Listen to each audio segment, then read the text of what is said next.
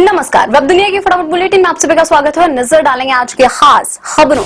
प्रधानमंत्री नरेंद्र मोदी ने अयोध्या में श्री राम मंदिर पर लहराया धर्मध्वज। पीएम मोदी ने बटन दबाकर राम मंदिर के शिखर पर धर्मध्वज का आरोहण किया। इस अवसर पर संघ प्रमुख मोहन भागवत, यूपी के राज्यपाल आनंदीबेन पटेल और मुख्यमंत्री योगी आदित्यनाथ समेत 7,000 से ज्यादा लोग उपस्थित हुए। पीएम मोदी ने कहा, आज सदियों के घाव भर गए हैं। यह उस यज्ञ की पूर्णाहुति है जिसकी अग्नि 500 साल तक प्रज्वलित रही। आज पूरा विश्व राममय हो गया है। उन्होंने कहा, राम कोमलता में, दृढ़ता और विनम्रता में महाबल के प्रतीक हैं। राम एक दिशा है, एक मर्यादा है। संघ प्रमुख मोहन भागवत ने कहा, आज करोड़ों की आस्था साकार हुई। उन्होंने कहा, इस धर्मध्वज की तरह सनातन की ध्वजा को भी शिखर तक लेकर जाना है। इस मंदिर के लिए 500 सालों तक संघर्ष करना पड़ा। इस लहराते केसरिया ध्वज को देखकर आज सिंहल जी, रामचंद्र दास जी महाराज तथा डालमिया जी को शांति मिली होगी। जैसा सोचा था, मंदिर उससे भी सुंदर बना है। दिल्ली में लाल किले के पास आत्मघाती हमला करने वाले डॉक्टर उमर नबी को लेकर बड़ा खुलासा हुआ। नबी आतंकी बुरहान वानी की मौत का बदला लेना चाहता था, जो 2016 में मारा गया था। पश्चिम बंगाल की मुख्यमंत्री ममता बनर्जी ने साधा भाजपा पर निशाना। कहा, अगर भाजपा बंगाल में मुझे चोट पहुंचाने की कोशिश करेगी तो मैं पूरे भारत की उसकी नींव हिला दूंगी। बिहार चुनाव का नतीजा एसआईआर का परिणाम है। कांग्रेस महासचिव जयराम रमेश ने दावा किया, आरएसएस ने संविधान के निर्माण के समय भी बाबा साहेब भीमराव अंबेडकर एवं संविधान पर हमला किया था और आज भी हमला जारी रखे हुए है। निर्वाचन आयोग ने पश्चिम बंगाल सहित 12 राज्यों और केंद्र शासित प्रदेशों में जारी मतदाता सूचियों के विशेष गहन पुनर्निरीक्षण यानी एसआईआर के बीच तृणमूल कांग्रेस के एक प्रतिनिधिमंडल को मिलने के लिए शुक्रवार को बुलाया। तृणमूल कांग्रेस की ओर से आयोग से मिलने का समय मांगा गया था। राष्ट्रपति भवन में मुलाकात करने आए भारतीय राजस्व सेवा के प्रशिक्षु अधिकारियों को संबोधित करते हुए राष्ट्रपति द्रौपदी मुर्मू ने कहा, कर संग्रह एक सुचारू प्रक्रिया होनी चाहिए जिससे करदाता को कम से कम परेशानी हो। राष्ट्रपति ने उनसे ऐसी व्यवस्था बनाने पर जोर दिया जो पारदर्शी, जवाबदेह और प्रौद्योगिकी संचालित हो।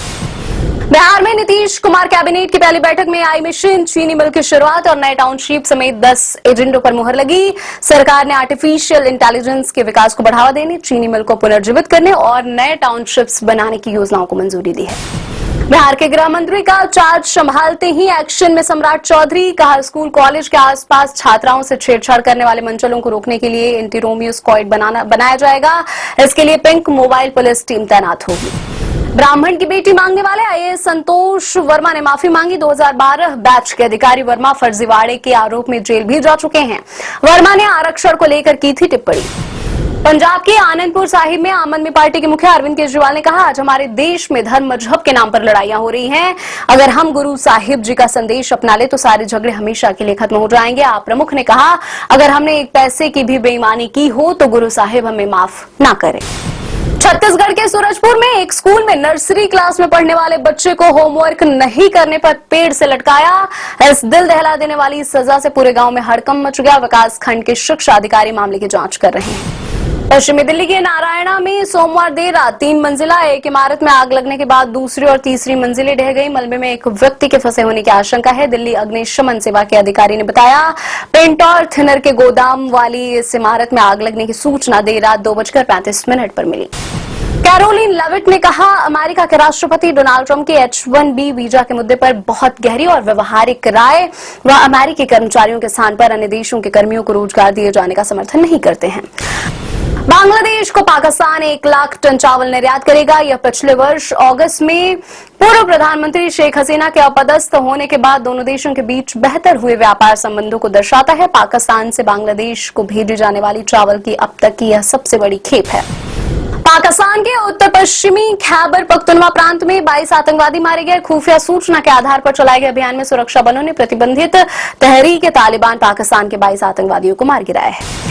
शेयर बाजार में दूसरे दिन भी गिरावट। सेंसेक्स 314 अंक टूटकर 84,587 अंक पर हुआ बंद। निफ्टी 75 अंक के नुकसान के साथ 25,886 अंक पर हुआ बंद। सेलिना जेटली ने पति पीटर हॉग पर लगाया शारीरिक, मानसिक और आर्थिक हिंसा का आरोप। पति के खिलाफ मुंबई में दर्ज कराया घरेलू हिंसा का केस। एक्ट्रेस ने याचिका दायर कर मांगा 50 करोड़ का मुआवजा और 10 लाख रुपए का मासिक गुजारा भत्ता। 2021 में सेलिना ने रचाई थी ऑस्ट्रिया नागरिक पीटर हॉग से शादी। अभिनेता धर्मेंद्र के असियाले ने शमशान घाट पहुंचे सनी के बेटे करण देओल। 27 नवंबर को धर्मेंद्र की प्रार्थना सभा की जाएगी आयोजित। 24 नवंबर को धर्मेंद्र ने अपने घर पर ली थी आखिरी सांस। अभिनेता के निधन से फिल्म इंडस्ट्री में है शोक का माहौल। ये थी आज की फटाफट बुलेटिन। वैसे ही ताजा अपडेट्स के लिए बने रहे हमारे साथ, यानी कि विजिट करें अब दुनिया पर।